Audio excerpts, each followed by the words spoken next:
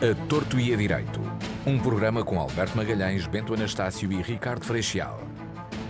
Realização de Luís Matias.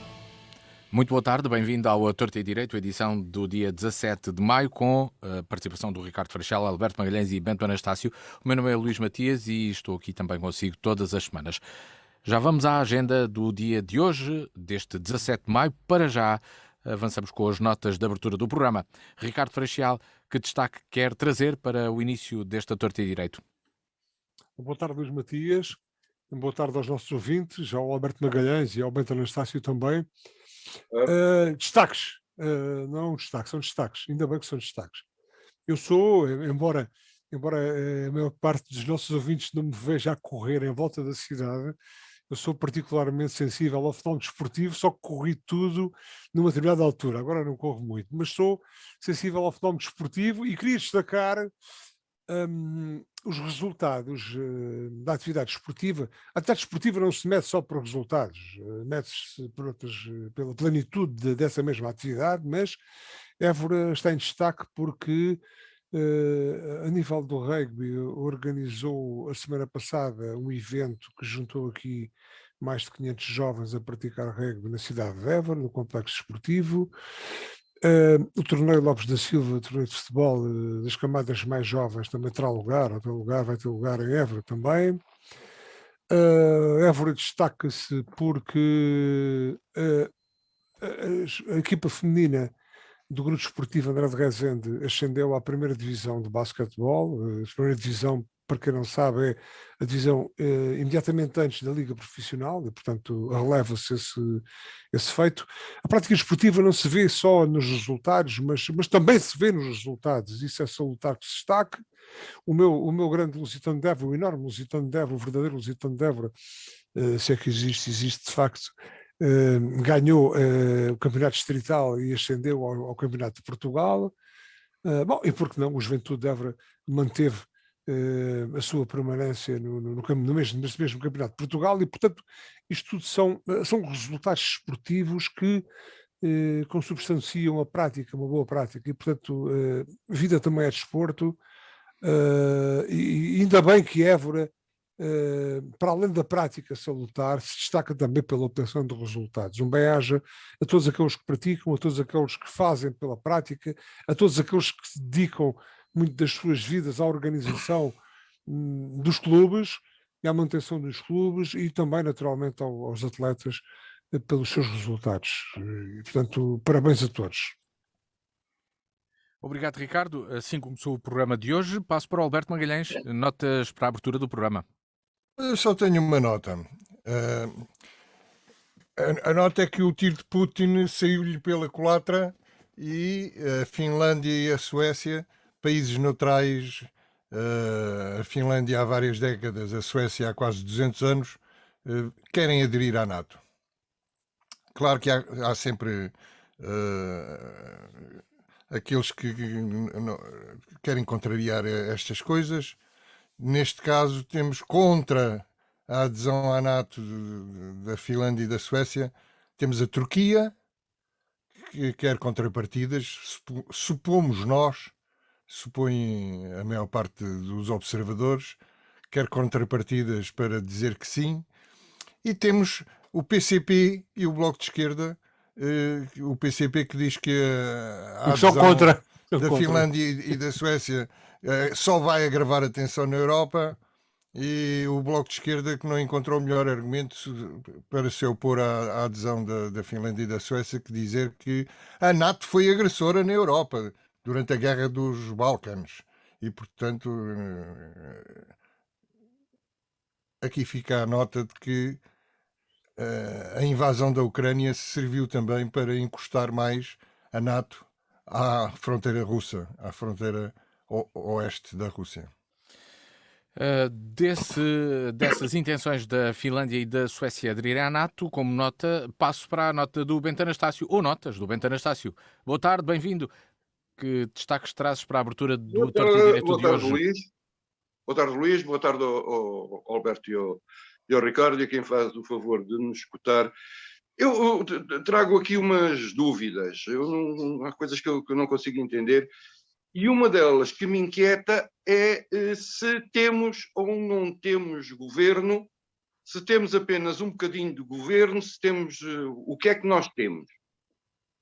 Já é tempo de nós começarmos a ouvir falar do que quer que seja, ou a ter aparecido o que quer que seja, das mãos deste governo e dos seus governantes.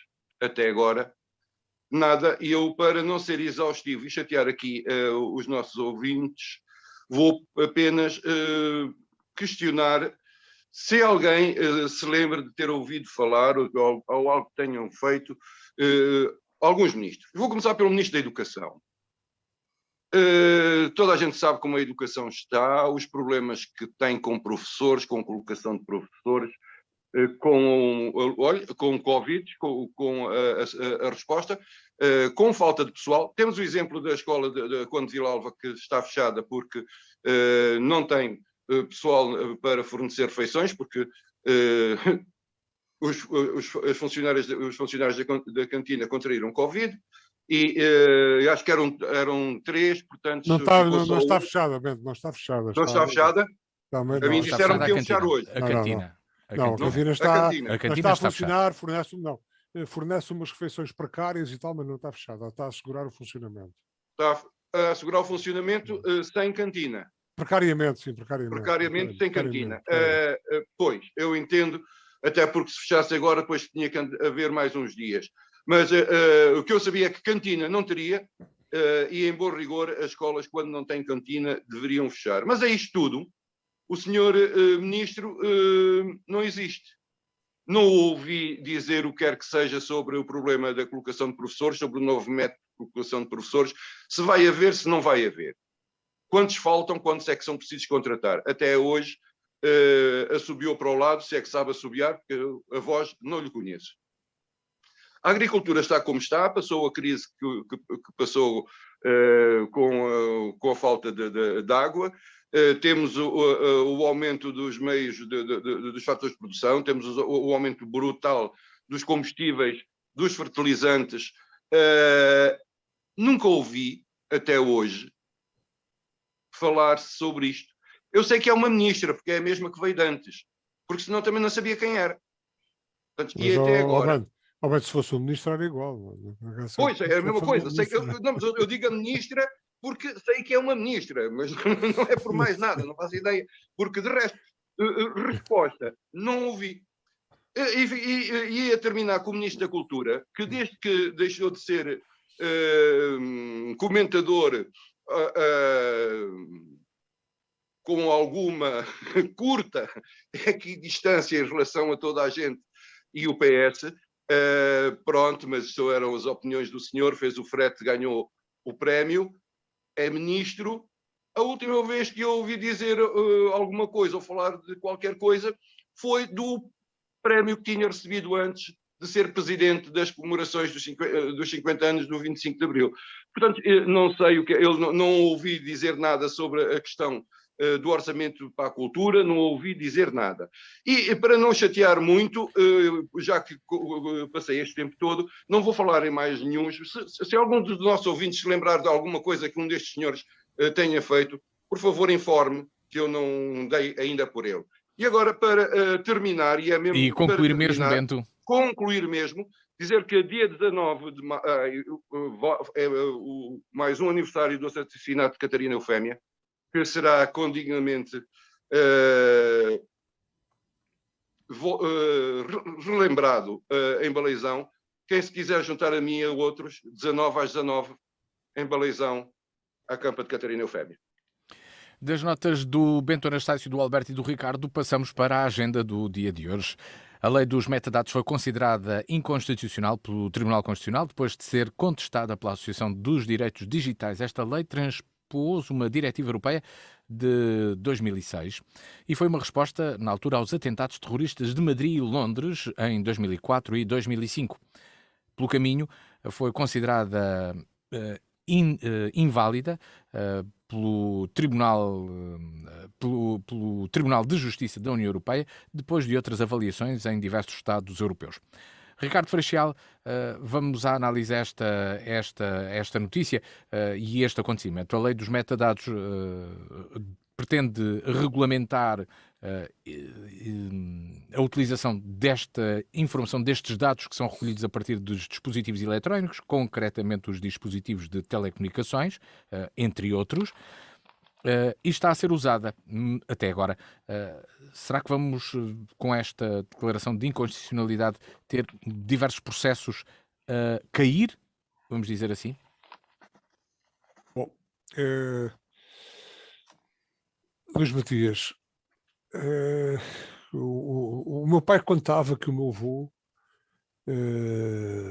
que nasceu nos finais do século XIX, em pleno século XX, perante o crescendo da comunicação e da distribuição postal nessa altura, e no início da publicidade via postal, se questionava e dizia: como é que esta gente vai saber onde é que eu moro para me mandar aqui esta propaganda toda escrita? O meu avô era um homem austero e questionava-se sobre isso. E ainda bem que nós hoje temos ao nosso dispor toda uma série de informação que pode ser armazenada e que pode servir para as finalidades mais nobres do nosso dia-a-dia e da nossa vida. Mas depois isto tudo, toda esta capacidade de recolher e de armazenar dados tem duas faces. Tem uma face boa, que é aquela que facilita a nossa vida, quiçá que facilita também a capacidade de nós sabermos o que é que cada um de nós e dos outros faz para bem da sociedade, mas tem depois também uma face má, que é aquilo que é a invasão da nossa privacidade. João Botelho, independentemente de ser João Botelho ou não, dizia outro dia, a propósito do lançamento de uma obra que ele fez, de um filme que produziu, dizia que Portugal é um país de chibos.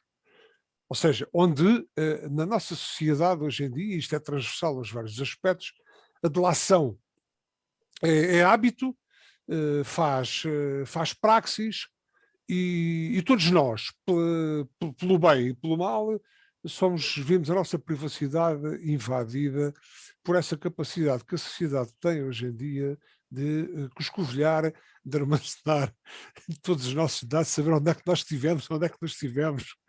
E a lei permitia que a capacidade de armazenamento fosse possível de consultar e saber até onde nós tínhamos estado há um ano atrás, onde é que estivemos, com quem é que nós comunicámos.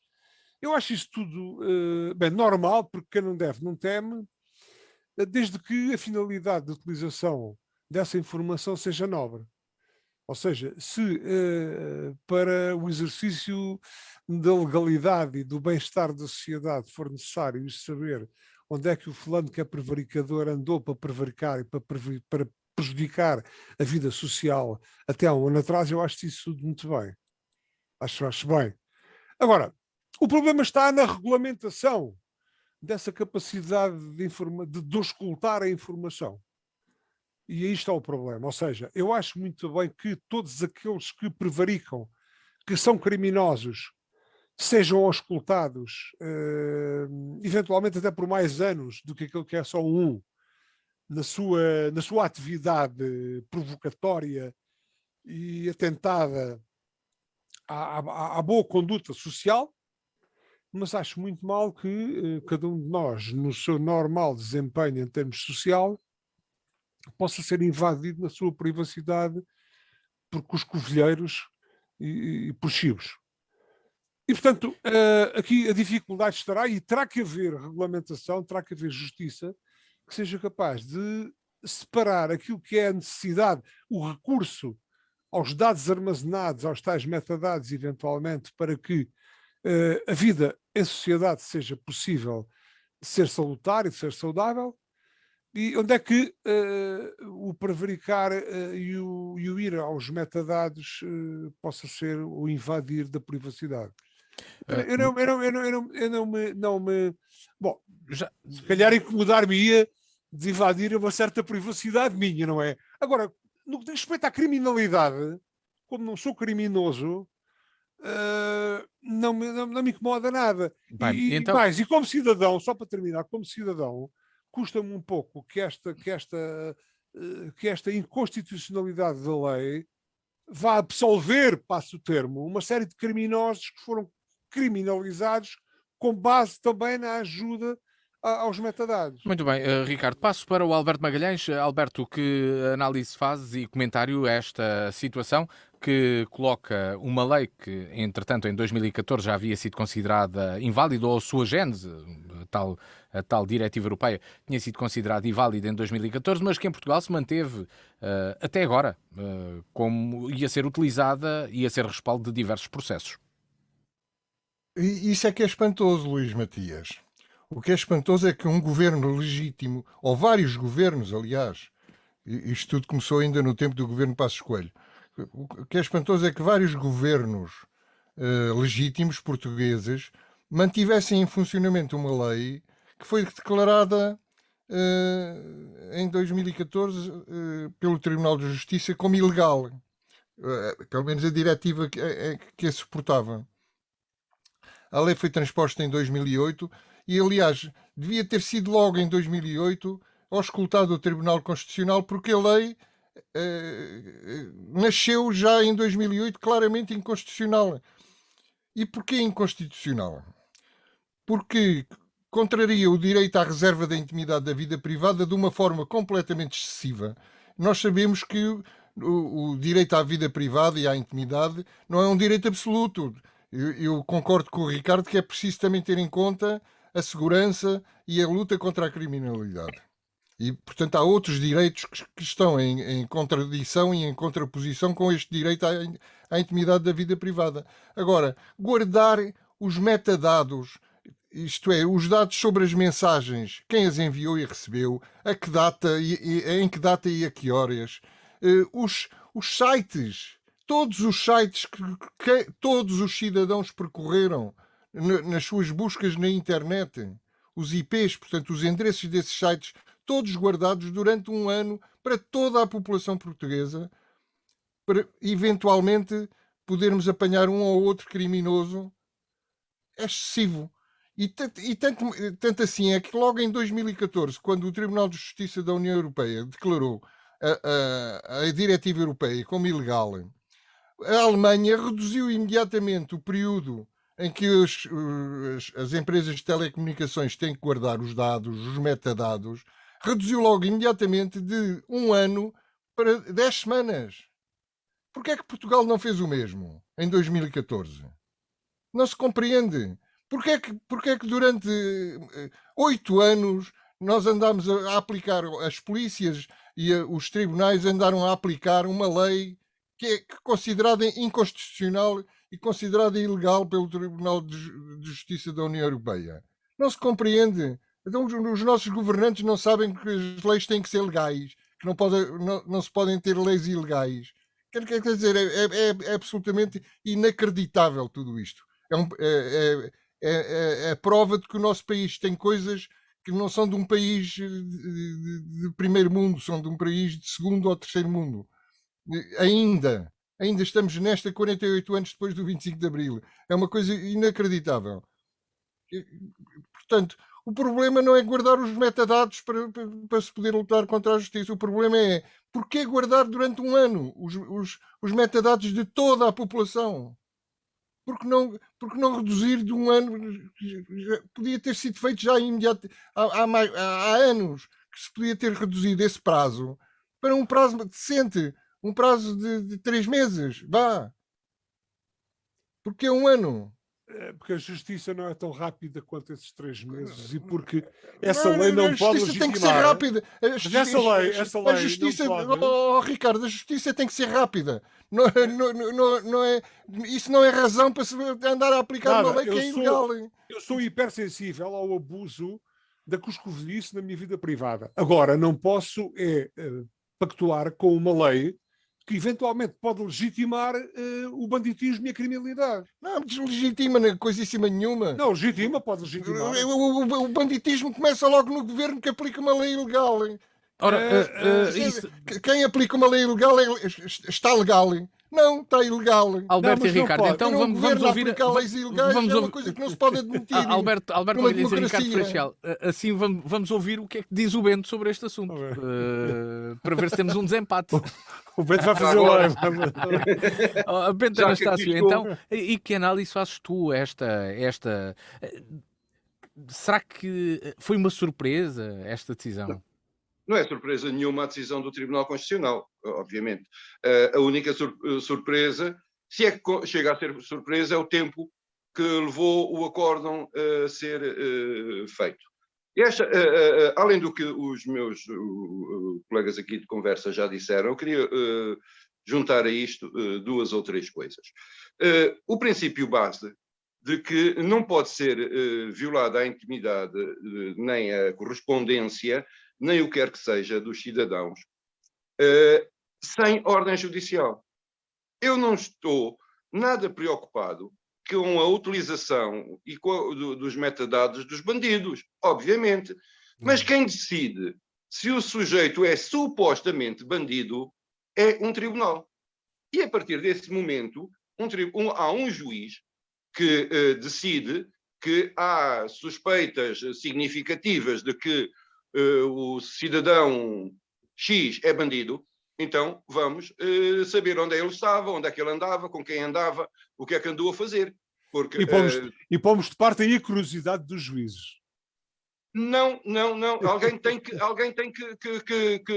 ter uma Sim, a curiosidade para além da criminalidade, não é? Não, a criminalidade. A curiosidade, eu acho que eu também não... Porque há juízes curiosos, há juízes curiosos. Há juízes curiosos, há juízes curiosos e ainda pior, há decisões curiosas de alguns juízes. Sim. Isso que me preocupa. Com base na curiosidade. Com base numa certa curiosidade.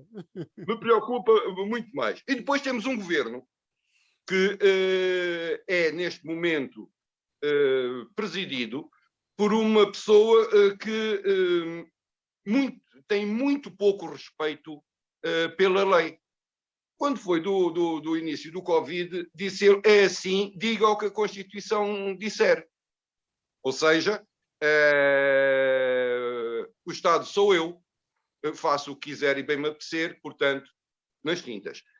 A seguir diz que o Tribunal de Justiça da União Europeia se lixe. Ok, tudo bem, mas eu não tenho confiança nem no Dr. António Costa, nem nos ministros do Dr. António Costa. Eu acho que nós estamos aqui, não podemos estar dependentes de confianças em governos em função de determinadas áreas. Até porque esta área diz única e exclusivamente respeito, repito, única e exclusivamente respeito aos tribunais. Mais ninguém pode mandar escutar quem quer que seja, nem querer saber onde é que o Joaquim esteve às 6 da manhã do dia 42 e quem é que estava à volta dele. Não tem o direito de saber. E se o senhor Joaquim ou o Manuel ou o António passou a ser suspeito a partir do dia 35 de abril, não tem nada que andar a cuscar o que ele andou a fazer no dia 18 de fevereiro. São coisas... Porque isto é a lei. E por incrível que pareça, num Estado de Direito, até os bandidos têm direitos. E normalmente têm mais direitos os bandidos que a gente, né? Porque se a gente passa o traço contínuo e vai a excesso de velocidade e bebe um copo, está desgraçado para o resto da vida, paga por 3 crimes. Se um bandido descer a rua de Serpa Pinto e matar 5 pessoas, só é condenado por 1. Portanto, nós temos aqui assim algumas coisas que são incompreensíveis no nosso sistema de justiça. Mas uma coisa é facto, as leis são para ser cumpridas. Ainda por cima, num Estado que abdicou da sua independência em termos de legislativo. Portugal, por sua livre e espontânea vontade, sem ter perguntado nada aos portugueses, ok, transformou as leis comunitárias com valor superior à da nossa Constituição. Foi o Sr. Costa e os amigos do Sr. Costa que fizeram isto. então que raio de democracia veio a ser a nossa? É só Então, o que dá? desta Pronto, análise, ainda neste tema, Ricardo, e agora, vamos lá, há que encontrar aqui uma solução. Falou-se muito na possibilidade de revisão constitucional. Às vezes o tema passa por aí. Mas, entretanto, o Presidente da República descartou, o Primeiro-Ministro primeiro deu a entender que provavelmente esse podia ser um caminho, mas, entretanto, também já veio dizer que não e que a alteração tem de ser feita na lei. O que é que acha de, já agora também, de que sempre que há um problema com a constitucionalidade de uma lei, se falar de rever Da a revisão Constituição? constitucional. Bom, eventualmente a Constituição terá que ser dinâmica, bom, desde logo na interpretação, e portanto não será obrigatório cada problema que surge na aplicação da lei face à Constituição, revermos a Constituição. Teremos que ser dinâmicos na aplicação dessa lei. E depois, a partir daí, na própria revisão constitucional, eventualmente, a Constituição não poderá ser estática desde que foi aprovada até à lá longa, até ao futuro, não é? Poderá haver lugar a alterações na Constituição. Agora, per si, a avaliação de uma situação ou outra não nos remeterão sistematicamente para a revisão constitucional, portanto, teremos que estar a fazer sistemáticas alterações à lei da Constituição e à Constituição. Portanto, é uma questão de bom senso, penso eu. Agora, onde é que está o limite entre, de facto, aquilo que nós todos dissemos aqui? Todos nós somos sensíveis ao facto de a informação poder ajudar na análise de determinados aspectos, sobretudo quando eles lesam a vida comum. Tudo bem. Agora, onde é que está o limite e a separação entre aquilo que é, de facto, essa obtenção de informação com fins nobres e onde é que está o extravasar da auscultação dessa informação e a violação da nossa privacidade? E aí eu sou hipersensível. O Estado de Direito está nos tribunais. Claro, aí é o tribunal. O Tribunal decide. Quando o Tribunal decidir, podem buscar tudo. Exatamente. Podem ver tudo, podem entrar nas casas das pessoas, virar o tribunal com os tais juízes isentos, com o tal tribunal são o tal tribunal. O tribunal. Não é aquele jovem que foi candidato a presidente. Eu já te dou a palavra, Bento. Não gostas. Não é desses gajos que eu estou a falar. Já te vou dar a palavra, Bento.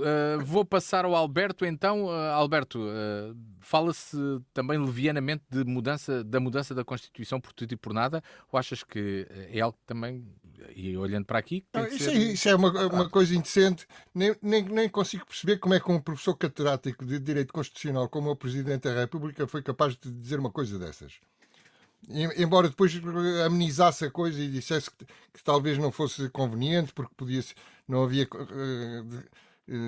revisões estritas e focadas num só ponto, etc.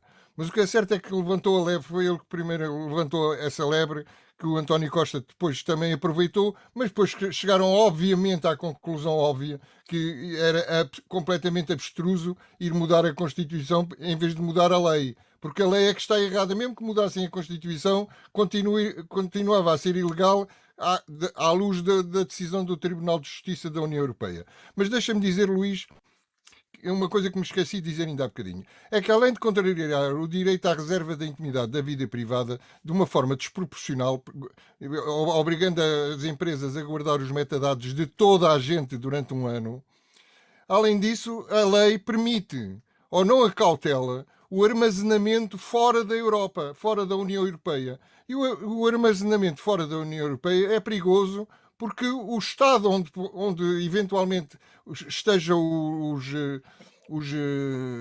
os computadores onde se guardam as nuvens, não é? Onde se guardam as clouds, podem ter legislações completamente diferentes que permitam o acesso a qualquer metadado armazenado em território, por exemplo, dos Estados Unidos.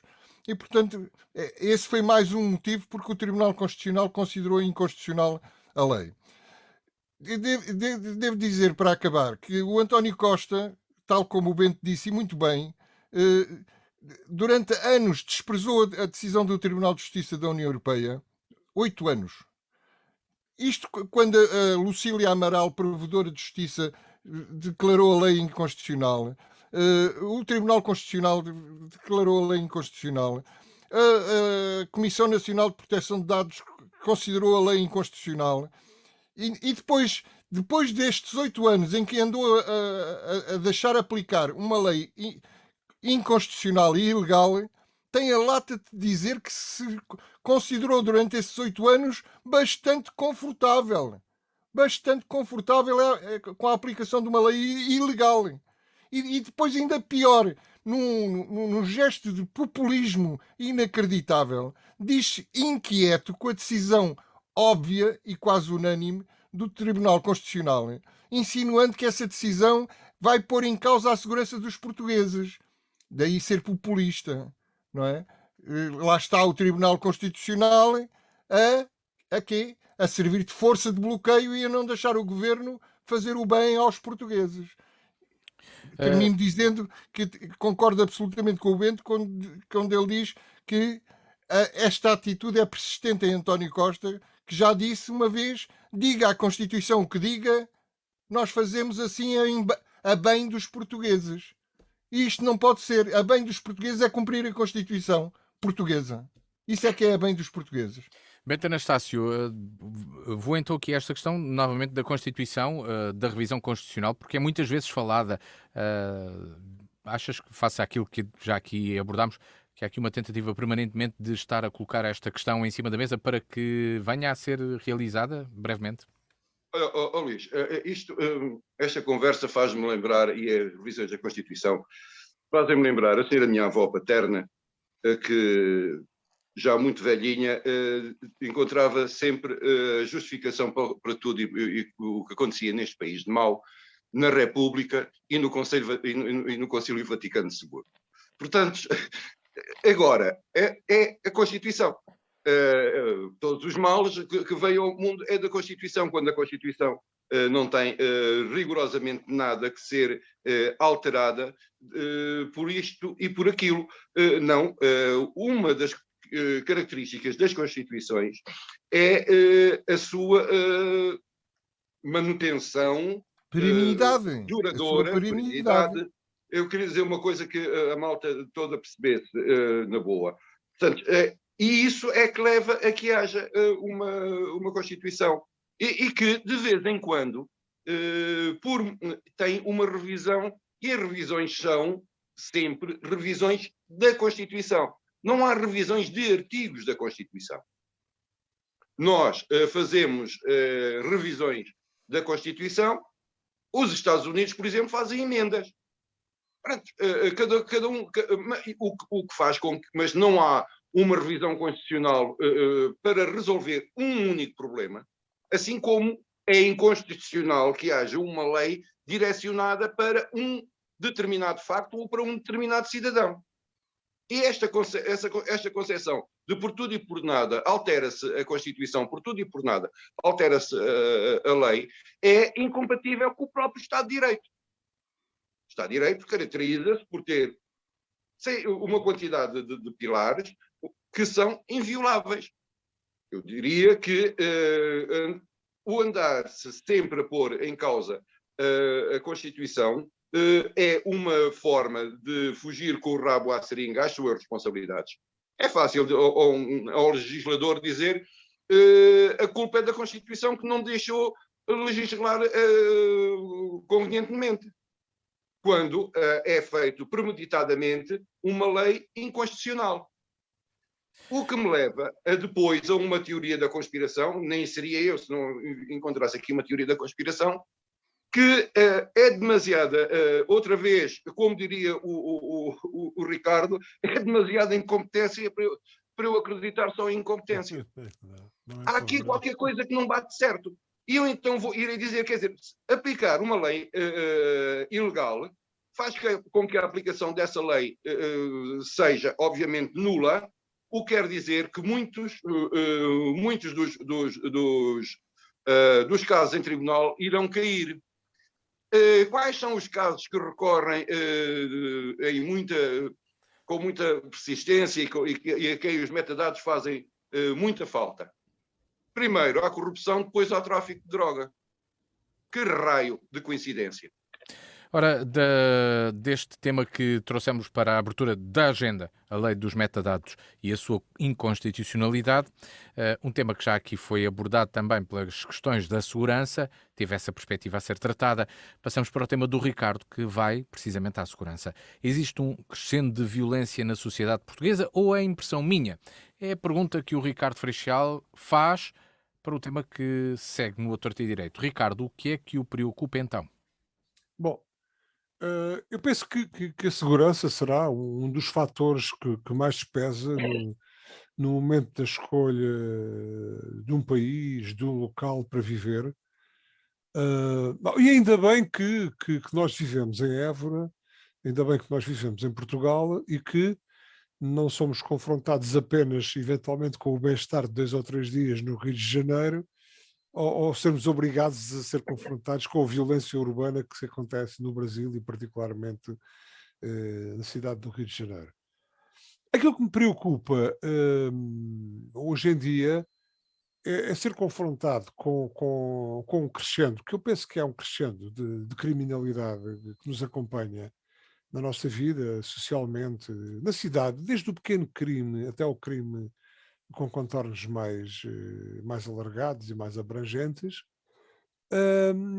Não na cidade, na região, no país, e isto é transversal às diversas atividades, é no dia a dia, com a segurança de cada um de nós, que somos eventualmente assaltados, que vemos as nossas viaturas roubadas, que vemos as nossas casas assaltadas, que vemos as nossas propriedades invadidas e assaltadas, e que depois ligamos, enfim, um outro noticiário e aumento da criminalidade desde a violência doméstica, nos seus vários aspectos, os seus vários contornos, até ao sermos confrontados com a existência, e isto é que de facto me põe de sobreaviso, para além do resto, é a existência de gangues, de autênticas organizações terroristas organizadas, passo o pleonasmo, capazes de atuar, assaltarem para os bairros, para as ruas, para esses bairros que...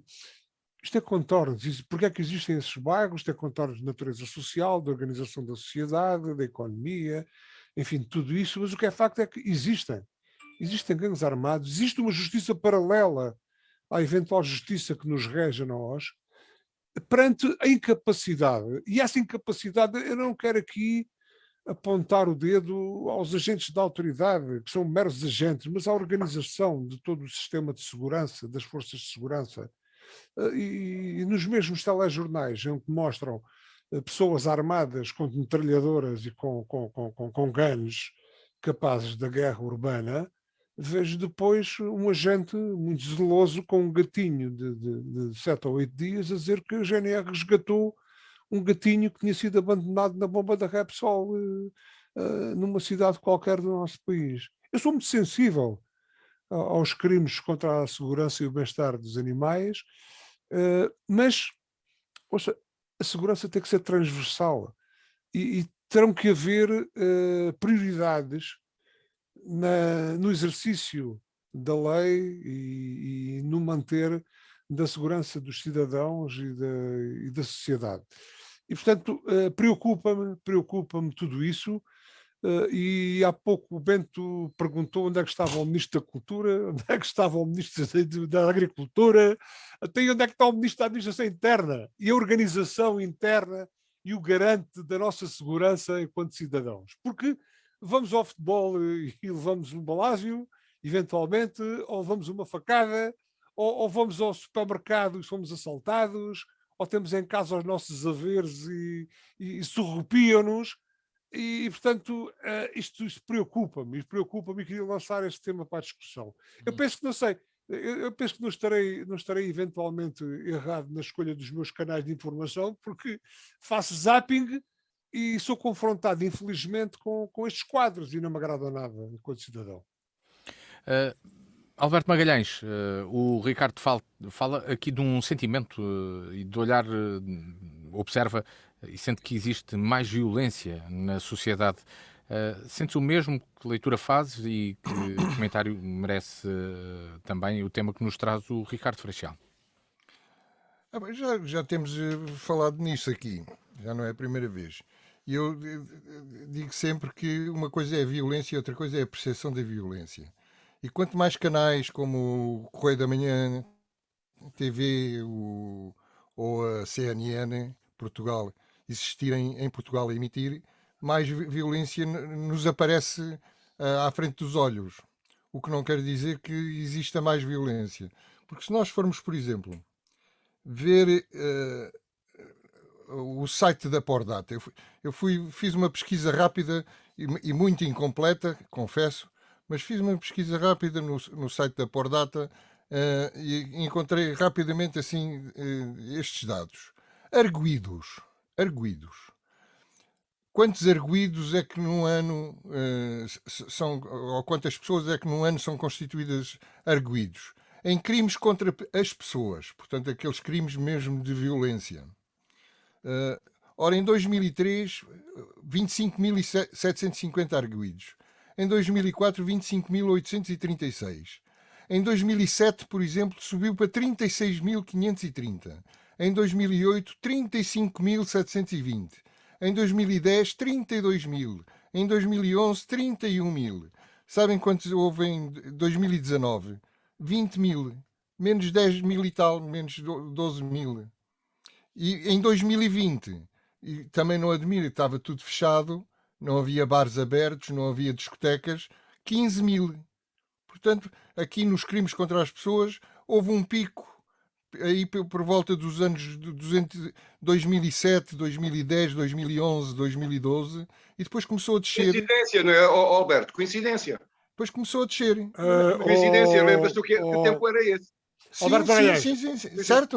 Mas houve esse pico e depois começou a descer. Agora vou seguir o teu raciocínio. Sigam lá agora o raciocínio assim. Então, mas se calhar foram constituídos arguídos, mas depois não foram condenados.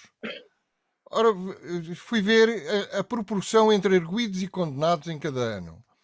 E nós temos, por exemplo, assim, em 1980, 48% dos arguídos foram condenados.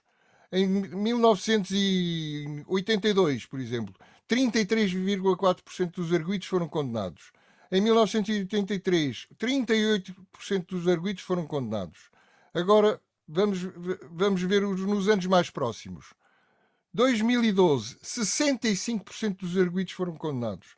Em 2018, 66,5% dos arguídos foram condenados. Em 2019, 66,7% dos arguídos foram condenados. Em 2020, 68,2% dos arguídos foram condenados. Isto é, houve mas muito mais condenações em termos proporcionais ao número de arguídos do que nos anos idos de 2000 e poucos. Ou seja, aparentemente, eu não vi outros números, podia ter procurado mais, mas não tive tempo, mas aparentemente os números desmentem esta nossa percepção e que eu também sou como as outras pessoas, também tenho essa percepção de que hoje em dia se mata por dar cá aquela palha, que há discussões triviais à porta de um bar que se transformam em assassínios, etc. Mas isso, será que não existia há 20 anos, e há 30 anos, e há 40 anos, e há 50 anos? Bem, havia menos bares e menos discotecas, mas havia outros sítios onde se morria, nas tabernas, por exemplo. Não? Talvez. O problema é, Luís Matias, o problema é, eu poderia apresentar aqui uma série de números a contrapor os números que o Alberto Magalhães apresentou. Mas eu vou dar essa oportunidade ao Ricardo. Por exemplo, em 2020, os crimes por extorsão aumentaram 30,2%, outras burlas aumentaram 22%, a burla informática e mas isso não é violência, peço desculpa. Peço desculpa, mas isso não é violência. Então, mas deixa-me... Peço desculpa, mas isso não é violência. Já dou... E, portanto, Ricardo, eu já lhe ia dar a palavra para podermos ouvir o Bento. Não, mas o Ricardo trazia toda essa informação para podermos ouvir o Bento, não é? O tema era a violência está a aumentar em Portugal. Sim. Se as burlas estão a aumentar, isso eu até nem devido. E a violência é normal à cidadania. Portanto, tudo isto é uma conjuntura. uma coisa que não nos deixa calmos. E depois, mais do que a frieza dos números, O aquilo Ricardo que está a eu... falar pela segunda vez já. Sim, já está a falar pela segunda vez. Mas esgote já, Jorge Não pode pode esgotar porque eu tenho que passar a palavra ao Bento, É um Ricardo. adorador. Não, Ricardo, mas eu já lhe Corte-lhe a dou, palavra. eu já lhe dou a oportunidade. Agora. Ricardo. Aquilo que mais me confrange enquanto cidadão é não ver o contraponto Então do sistema que nos garanta a segurança. já vamos ver isso. Bento Anastácio, faz lá a tua análise esta Epá, e o comentário se eles deixarem... é que, entretanto, já estás deixado. Estou deixado. Ok, Estás deixado. vamos uma coisa. Se nós agarrarmos nos índices de violência e de crime por esse mundo fora, nós chegamos à conclusão que vivemos num país de brancos costumes, por aí fora. Nós não temos, não é por aí. Nós, se depois pegarmos nos índices de Évora, nós provavelmente viveremos numa das cidades mais seguras do mundo. Isto em termos teóricos. E por falar nisso, só um parênteses que eu quis falar nisso no princípio, esqueci-me. Um agradecimento público à Polícia de Segurança Pública por me ter ido entregar a casa uma carteira que eu perdi antes de eu ter dado por ela. Ainda eu não tinha dado por falta da carteira, já a PSP a estava a entregar em casa. A PSP de Évora, muito obrigado. Mas isto é só uma parte. É uma parte que não... A mim roubaram-me o reboque agrícola e entregaram-me o arquivamento do processo mais cedo que o reboque tivesse aparecido. Azar o meu. Mas eu estou sempre do lado dos bons servidores públicos, sabem que eu tenho em mim um defensor da coisa. E há outro problema, além do que o Alberto aqui trouxe, e até porque isto é parte da área profissional dele, além da informação, do haver canais de jornalixo que vivem disto, vivem das facadas, etc., há um outro problema. Porque a globalização não foi só em termos da economia e em termos do comércio, etc. Passou a ser também entre os nossos jovens muito fixe dar uns murros num e pôr na internet. E depois, a seguir, vem o primo do amigo que disse: tu bateste no meu e agora vamos lá gravar isto e dar-te um enxerto de porrada e fazemos um rap ou uma coisa qualquer à volta disso. Vai daí, o que é que se generaliza nestes... qual é a imagem do gangue? Nós, no nosso tempo, era juntarmos e o mais grave que acontecia era andarmos à pedrada com os gajos do outro bairro. Ok, passou.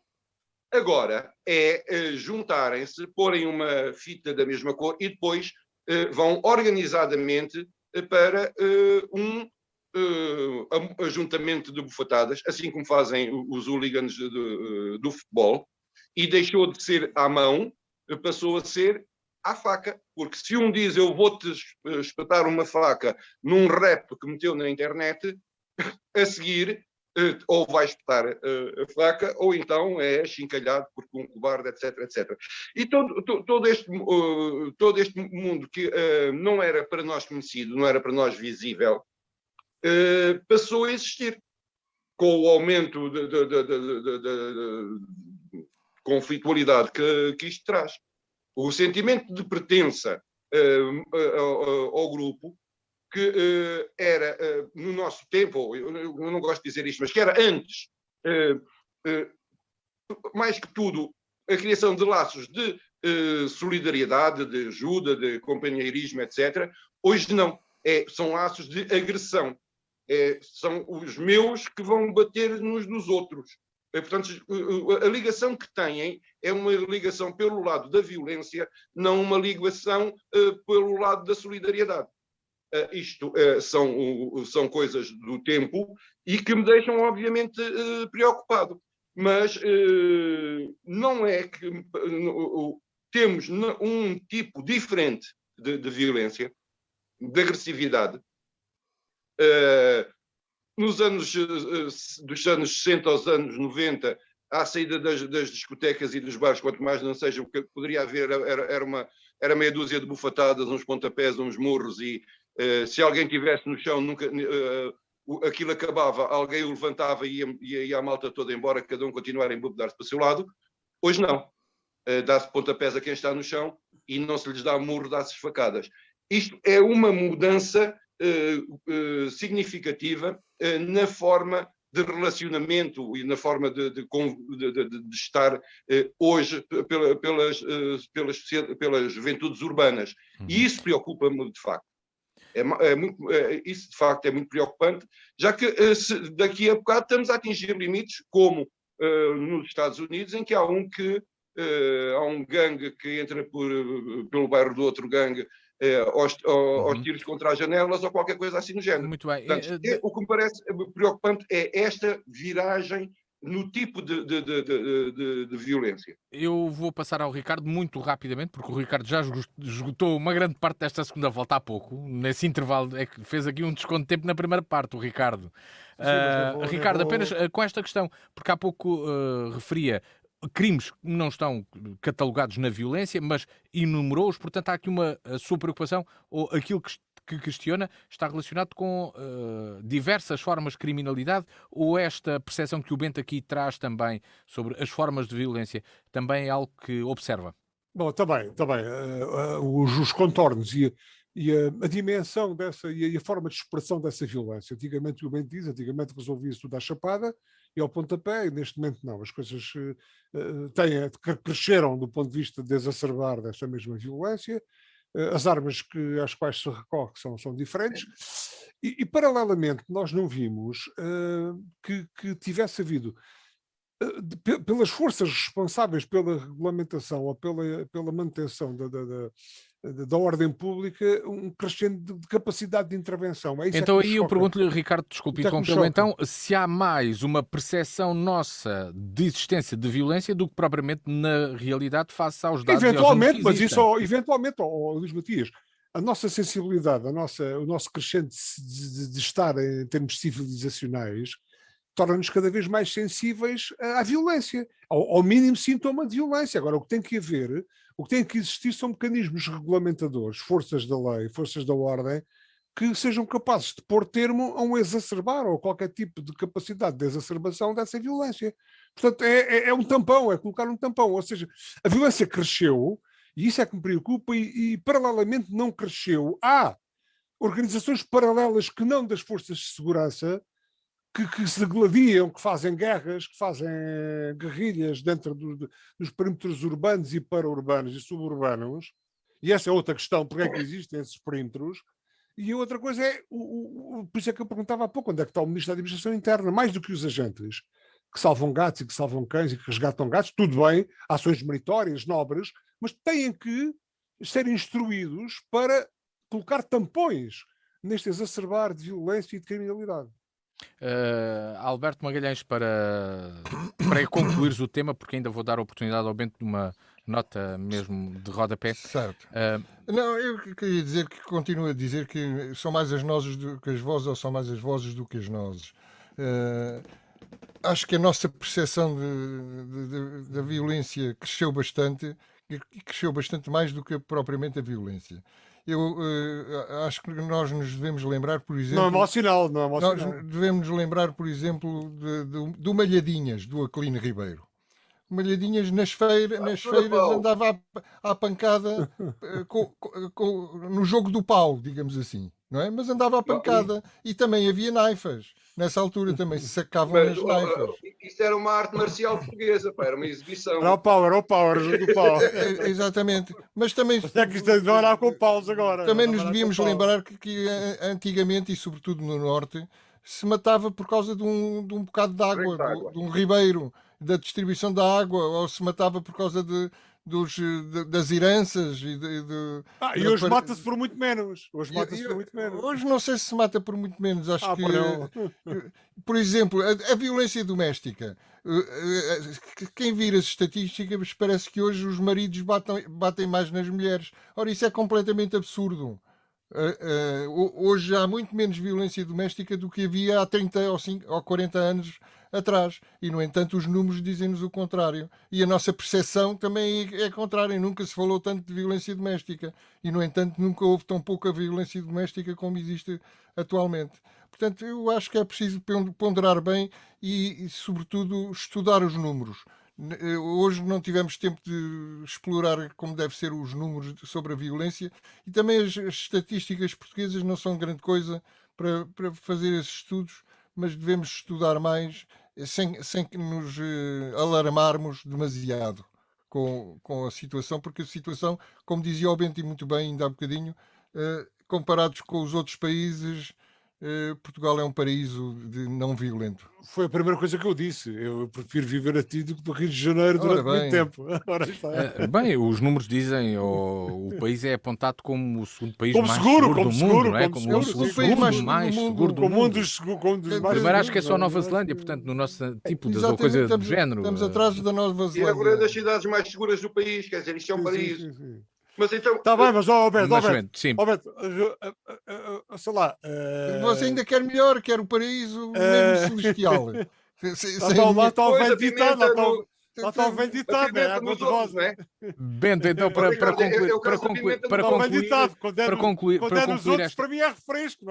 para concluir este assunto, nomeadamente sobre estes casos que podemos dizer são poucos, ou que o país é seguro, que a cidade é segura, mas que nos incomodam. Claro que nos incomodam, então não incomodam. Para concluir, o que é que é a tua vez, Bento. O que é que falta, Bento? Sou eu, então, desculpa, eu quero chamar também aqui uma atenção, por exemplo, nas áreas suburbanas e nas áreas, hoje já não tanto nas áreas fronteiriças, o tipo de produto de que vivia o outro lado da economia era diferente, e a violência à volta desses produtos eram diferentes. Nós tínhamos especialistas em contrabando de tabaco e de whisky, ficávamos por aí, pouco mais ou menos era por aí que as coisas se passavam. Hoje esses grupos organizados de crime passaram às drogas e às armas, com o aumento inerente da violência que gira à volta de qualquer um destes produtos. Portanto, isto é tudo um bocado mais complicado, e nós hoje não tivemos tempo para falar nisto tudo. Penso que voltaremos a fazer, não tarda nada, quanto mais não seja quando sair o próximo relatório deste ano.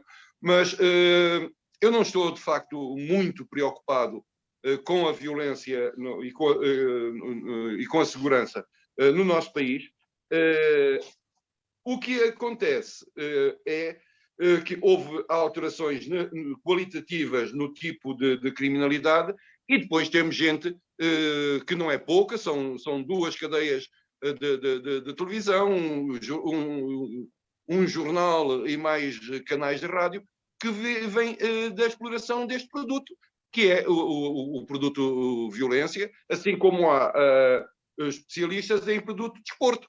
E depois a imagem que se tem é um pouco diferente do que a realidade. E há quem se especializa em desporto violento. Exatamente. Bem, também. Bom, mas isso será... não quer dizer que seja desporto de combate. Não, eu não quero. Não, desporto violento. Não quero que os meus colegas... Bater nos árbitros, etc. Nada, eu não quero que os meus colegas, que o Luís Matias e que os nossos ouvintes pensem que eu só vejo o tal canal. Não? Muito bem. Vamos terminar então este Torto e Direito com o Alberto Magalhães, o Bento Anastácio e o Ricardo Freixel. Obrigado por estarem aqui connosco mais uma vez. Todas as terças-feiras às 18, sábado, no mesmo horário, para ouvir e para ver sempre que quiser em www.dnfm.com. O encontro está marcado consigo de hoje a uma semana. Até lá. A Torto e a Direito, um programa com Alberto Magalhães, Bento Anastácio e Ricardo Freixel. Realização de Luís Matias.